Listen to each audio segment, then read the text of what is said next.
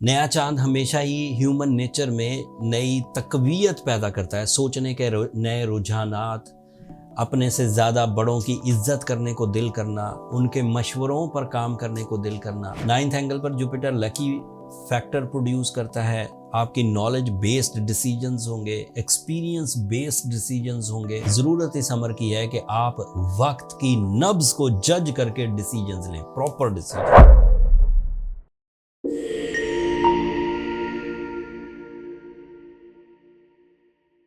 अस्सलाम वालेकुम लिब्राज, मैं हारिस अज़मी प्रोफेशनल एस्ट्रोलॉजर आपकी खिदमत में हाज़िर हूँ इस हफ्ते की एस्ट्रोलॉजिकल रिसर्चेस के साथ। ये वीक 4 जून से शुरू होकर 10 जून तक जाएगा।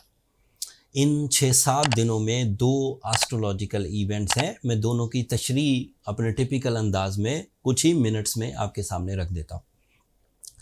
पहला इवेंट 7 जून को होगा, नया चांद तुलू होगा। नया चांद आपके लिए आपके 9th एंगल पर होगा। 9th एंगल का मतलब है the spiritual believes and force of emotions.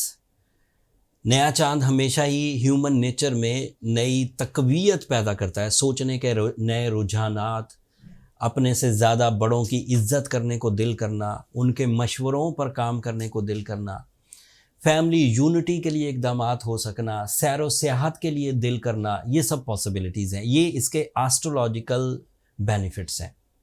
और भी बेनिफिट्स हैं, जैसे ये आपके 10th एंगल का रिप्रेजेंटेटिव है, तो जब नया चांद हो और अच्छे एंगल पर हो तो आपके करियर को भी ग्रोथ देता है। Growth not by the lucky factor, by your attentions. आप अपनी ज़्यादा दिलचस्पी शो करते हैं अपने कारोबार में, अपनी ज़रिया माश में, अपनी रोज़मर्रा की रूटीन में, तो उससे ग्रोथ एक्सपेक्टेड होती है। ये सब एस्ट्रोलॉजिकल इवेंट्स।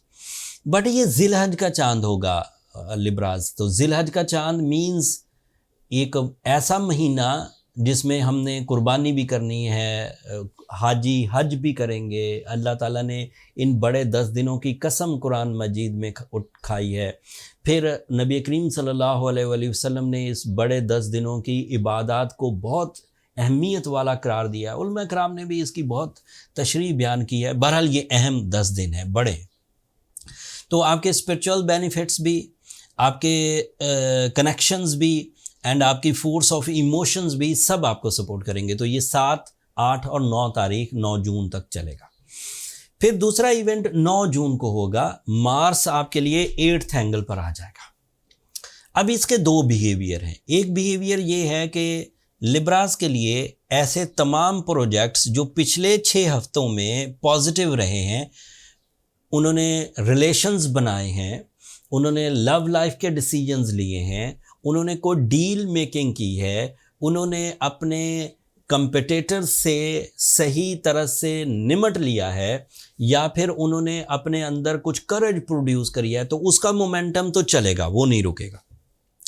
बट ऐसे लिब्राज जिन्होंने पिछले 6 हफ्तों में ना तो बेस बनाया, ना कोई प्लान बनाया, ना कोई डील बनाई, ना ही कंपटीशन का कोई उन्होंने बुनियाद रखी, अब जब 9 तारीख से वो आपके नए एंगल को ज्वाइन करेगा तो वहाँ से फिर ऐसे लिब्राज के लिए ट्रबल शुरू होगी जिनका बेस नहीं है। ऐसे लिब्रा जो बेसफुल हैं उनका मोमेंटम चलेगा, वो रिलेशंस में भी अच्छे रहेंगे, वो अदरवाइज भी इज्जत पाएंगे।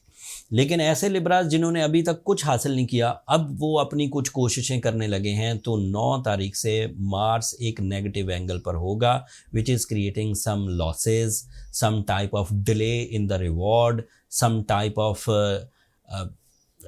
कंपटीशन, और उसमें आपके डंप होने या वरिड होने के चांसेस बढ़ जाएंगे। एंड लिटिगेशंस वगैरह से भी बचें, कानूनी पेचीदगियों से भी। जो नया कुछ करने की कोशिश कर रहे हैं, जो ऑलरेडी कर चुके हैं, वो मोमेंटम सस्टेन करेंगे।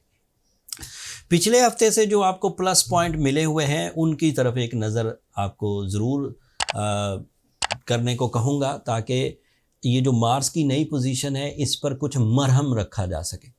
आपका रूलिंग प्लैनेट वीनस आपके 9th एंगल पर है, तो रिलेशनशिप की वो ट्रबल्स जो मार्स के नए एंगल पर आने से पैदा हो सकती थी, नाराज़गियाँ, उकताहट, दूरियाँ, नफ़रतें, वो तो वीनस कवर कर देगा। बट वीनस यहाँ लंबा नहीं है, बामुश्किल 1 हफ़्ता और अवेलेबल होगा। तो 1 हफ़्ते तक तो मार्स आपको कुछ नहीं कहेगा। And you are loving, you are caring, you are emotional attachments आपकी होंगी एंड हम्बल होंगे, ये सब रहेगा वीनस की वजह से। मरकरी की वजह से यू आर जीनियस, तो मार्स जो माइंड स्किल्स में इरिटेशंस या रॉन्ग डिसीजन प्रोड्यूस कर सकता था वो मरकरी कवर कर देगा। Suraj is also in your ninth angle, sun is representative of some team work, sun is representative of some group activity, some community work, तो ये भी आपके लिए पॉजिटिव रहेगा। And Jupiter is in your ninth angle, so 4 planets का आपके ninth angle पर होने की वजह से मुझे लगता है कि मार्स आपको तंग नहीं कर पाएगा। नाइन्थ एंगल पर जुपिटर लकी फैक्टर प्रोड्यूस करता है, आपकी नॉलेज बेस्ड डिसीजंस होंगे, एक्सपीरियंस बेस्ड डिसीजंस होंगे, सडन गेन्स देंगे, तो वो जो डिले ऑफ रिवॉर्ड्स आना था मार्स की वजह से वो जुपिटर की वजह से कवर हो जाएगा, तो मार्स डंप हो जाएगा। लेकिन बहरहाल वो एक हकीकत है, 9 तारीख से आएगा तो नेगेटिव एंगल पर रिकवरी हो जाएगी बाय नेचर ही। बट फिर भी ऐसे लिब्रास जो अभी भी किसी कानूनी मसाइल में उलझे हुए हैं, अभी भी कर्जे में उलझे हुए हैं, अभी भी अपनी सेहत की कंप्लेंट्स करते हैं, अभी भी अपनी लव लाइफ में उलझे हुए हैं, उन लोगों को सूरह शम्स बहरहाल पढ़नी चाहिए ताकि वो उलझाओ, वो डिस्टर्बेंसेस एक्स्ट्रा ऑर्डनरी ना हो जाएं, यानी कि बेयर ही ना की जा सके, उन्हें बर्दाश्त ही ना किया जा सके। उस लेवल पर जाने से पहले अगर आप सूरह शम्स पढ़ते हैं, रूबी स्टोन वेयर करते हैं, याकूत उर्दू में कहते हैं, तो इससे बहुत हद तक आपके ये जो मार्स वाले 6 हफ्ते हैं ये कवर हो जाएंगे। एंड अदरवाइज भी आपको बूस्टिंग मिलेगी जिससे आप ज़्यादा अफेक्टिवली अपने प्लान्स रन कर सकेंगे। रूबी पहने तो 8 से 10 कैरेट पहने और नेचुरल पहने। नेचुरल रूबी बाय करना ये आपकी ज़िम्मेदारी, कुछ ज़िम्मेदारियाँ तो हमने ली हैं बीइंग अ प्रोफेशनल्स। हमने रूबी को उनके ओरिजिन से, साउथ अफ्रीका से, बर्मा से, अफ़गानिस्तान से, इवन इंडिया से हमने अरेंज करके एक स्टोर क्रिएट कर दिया है। नीचे डिस्क्रिप्शन में भी उसका लिंक है, ऊपर कार्ड पर भी लिंक आ रहा होगा, आप वहाँ से बाय कर सकते हैं घर बैठे ही दुनिया के किसी भी हिस्से से। एंड जो लोग ऑलरेडी रूबी पहने हुए हैं, ऑलरेडी सूरह शम्स पढ़ रहे हैं एंड फिर भी ठीक नहीं हो रहे हैं, वो फिर ज़्यादा टाइम ज़ाया ना करें, वो अपनी पर्सनल कैलकुलेशंस की तरफ जाएं ताकि फाइंड आउट किया जा सके कि प्रॉब्लम्स क्यों रिजॉल्व नहीं हो रही। पर्सनल कैलकुलेशंस के लिए ये नंबर नीचे चलते रहते हैं, इन पर रब्ता करके आप अपने लिए टाइम ले सकते हैं। That's all from my and लिब्राज। ज़्यादातर चीज़ें आपके लिए फेवरेबल हैं, ज़्यादातर चीज़ें आपके लिए प्रोडक्टिव हैं। ज़रूरत इस अमर की है कि आप वक्त की नब्ज़ को जज करके डिसीजंस लें, प्रॉपर डिसीजंस। उन डिसीजंस में चाहे आपकी शख्सियत साजी हो, चाहे आपके फाइनेंशियल मैटर्स हों, चाहे आपकी लॉसेस रिकवरीज़ हों, चाहे आपकी फैमिली गेट टुगेदर्स हों, चाहे ओवरसीज़ ट्रैवलिंग हो, चाहे तालीमी सरगर्मियाँ हों, चाहे वो आपकी फ़िज़िकल हेल्थ हो, चाहे वो आपके कैरियर ओरिएंटेड डिसीजंस हों, चाहे वो आपकी स्पिरिचुअल साइड के बेनिफिट्स हों, चाहे वो आपकी मल्टीटास्किंग हो, इन सब सेक्टर्स में आपको सिर्फ वक्त को जज करके डिसीजंस लेना है। And on the behalf of my calculation everything is on track except Mars. Mars को आपको कवर करना है, बाकी सब चीज़ें नेचुरली कवर्ड है एंड उम्मीद ये है आप कवर कर ही जाएंगे इंशाल्लाह। लिब्राज आर बैलेंस्ड नेचर, सो वो कवर कर जाएंगे। तो अपनी सारी सरगर्मियों को ज़रा मोहतात अंदाजे से, लेकिन करने से रुकिए मत, करते चले जाइए। That's all from my and. अपनी दुआओं में याद रखिएगा, चैनल को सब्सक्राइब करना मत भूलिएगा। लिब्राज, आप लोगों की सब्सक्रिप्शन हमारी हौसला अफजाई की वजह बनती है। अगले हफ्ते तक के लिए अब इजाज़त दीजिए, अल्लाह ने के बाद।